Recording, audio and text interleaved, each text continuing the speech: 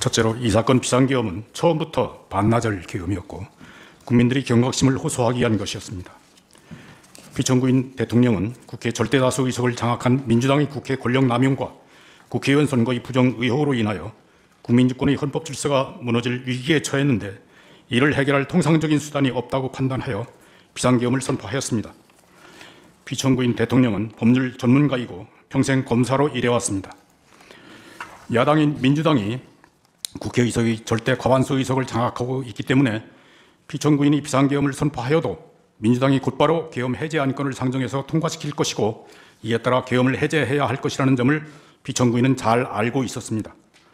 그렇다고 헌정 질서를 수호할 책임이 있는 대통령이 수수방관할 수는 없었습니다. 그래서 국회에게 위헌적인 활동을 중지하라고 경고하고 국민들에게 국가 비상사태의 실태를 알려서 경각심을 가지게 하려고 비상계엄을 선포하는 것입니다. 아울러 2023년 10월경 국정원이 보안점검 시 미흡했던 중앙선거관리위원회 전산 시스템에 대하여 조사해서 부정선거 의혹을 해결하려 했던 것입니다. 둘째로 국회에 대한 계엄 조치에 대해서 설명하겠습니다. 국회가 입법권과 탄핵소추권과 예산심의권을 남용해서 행정부의 기능을 마비시키고 있었지만 이를 해소할 수단이 없었습니다. 국회 해산권도 없고 비상계엄을 선포하여도 국회의 권력남용을 시정할 수단이 없었습니다. 그렇지만 국회의 위헌적인 권력남용이 비상계엄을 선포한 원인이라는 사실을 알려서 국민들에게 경각심을 불어넣을 필요가 있다고 판단했습니다. 그래서 비상계엄을 선포하고 병력을 국회에 출동시킨 것이지만 그 당시 야당인 민주당이 절대 다수 의석을 차지하고 있어서 비상계엄 선포 후 반나절 이내에 비상계엄 해제가 요구되리라고 예상했습니다. 그럼에도 불구하고 피청구인은 국회의 유연적인 탄핵소추권 남용으로 야기된 행정부의 일부 기능 마비, 무분별한 예산 삭감, 국가 이익에 반하는 입법 활동 등으로 인해서 헌정문란 사태를 주권자인 국민들에게 직접 호소함으로써 주권자인 국민이 국회 독재의 실상에 대하여 눈을 부릅뜨고 감시하고 비판 견제할 수 있도록 촉구하고자 비상계엄을 선포하였습니다. 비상계엄의 목적이 국회를 해산하거나 국회 기능을 정지시키려 한 것이 아니었기 때문에 대통령은 국회에 병력을 출동시키면서 비무장과 비폭력을 분명하게 지시했습니다. 그 결과로 국회에 출동한 군인들은 국회 경비원들한테 맡겨서 본관 출입문으로 들어가지 못했고 창문으로 들어갔던 것입니다. 또 국회 경비대가 방화수를 분무하자 그들을 제압하지 않고 뒤로 도망쳤던 것입니다. 계엄군에 의하여 국회를 해산시키거나 회의를 방해할 의사도 없었고 방해하려고 시도한 일도 없습니다. 국회의원들이 국회와 회의장에 들어가는 것을 막지 않았고 그래서 국회가 비상계엄 선포 2시간 만에 비상계엄 해제 요구를 의결할 수 있었던 것입니다. 포고령에 국회 활동을 금지한다고 기재된 것은 실행할 의사도 없이 경고용으로 기재된 것에 불과합니다. 포고령에 기재된 내용을 실행할 의사도 전혀 계획도 없었기 때문에 법률 비서관에게 검토시키지도 않았습니다.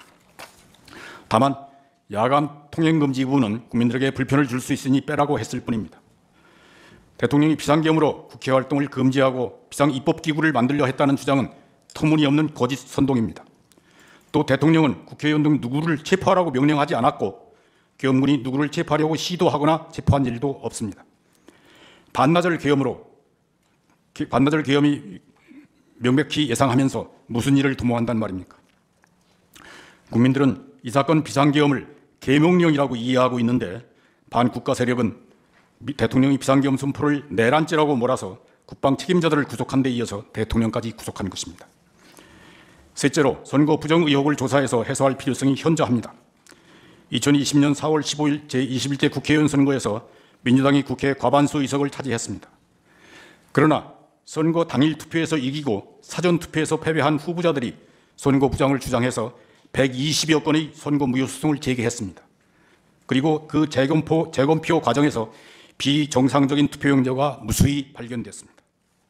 그런데도 대법원은 선거 부정을 인정할 수 없다고 판결하였고 중앙선거관리위원회는 독립된 헌법기관이라고 내세워서 선거 부정 의혹을 조사하지 못하게 했습니다. 그런데 국가정보원이 선거관리 시스템 5%만 점검했는데 그 보안성이 지극히 취약해서 아무나 해킹하여 선거 결과를 조작할 수 있다고 보고하였습니다. 게다가 한국의 중앙선거관리위원회가 2013년 10월 설립한 세계선거기관협의회 AU협이라고 합니다. 그 AU협이 키르기즈스탄, 콩고, 볼리비아, 남아공 등 여러 나라에 한국이 전자 개표기를 보급했는데 그 나라의 선거에서 부정 의혹과 폭동이 일어나고 재선거로 결과가 뒤집히는 사태가 벌어지기도 했습니다. 그리고 한국의 전자 개표기 때문이라는 원성이 쏟아져 들어왔습니다. 그들 나라들은 대부분 중국의 1대1로 주변 국가들이고 중국의 국익을 위해서 영향력을 확대하고 있는 나라들입니다. 21대 국회의원 선거에서 국회 과반수 의석을 차지한 민주당 정권은 국회 과반수 권력을 활용하여 중국인의 입국을 쉽게 하고 우대하였으며 선거 관리에도 참여할 수 있게 했습니다. 중국인의 간첩 활동이 활발해졌는데 국가정보원이 간첩 수사 그리고 검찰의 수사권을 박탈해서 간첩 수사와 처벌을 어렵게 만들었습니다. 그리고 2024년 4월 20일 제22대 국회의원 선거에서도 민주당이 과반수 의석을 차지하였고 그들의 독재 현상은 더욱 심해졌습니다. 대통령이 재의 요구하여 부결된 법률안을 다시 의결하였고 탄핵 사유도 없이 탄핵 소추권을 남발하여 국가기관의 직무를 정지시켰습니다. 대통령과 검찰과 감사원의 활동 예산을 삭감해서 국가 기능을 정지시켰습니다. 국방 예산을 삭감하여 북한의 미사일 도발에 대비하지 못하게 했습니다. 국회 과반수 세력의 위헌적인 활동은 여당과 협의하지 않고 국민들의 뜻을 무시하는 일당 독재였습니다. 그들은 국민들의 눈치를 보지 않더라도 다음 선거에서 당선될 수 있다는 자세로 유화 독존하였습니다.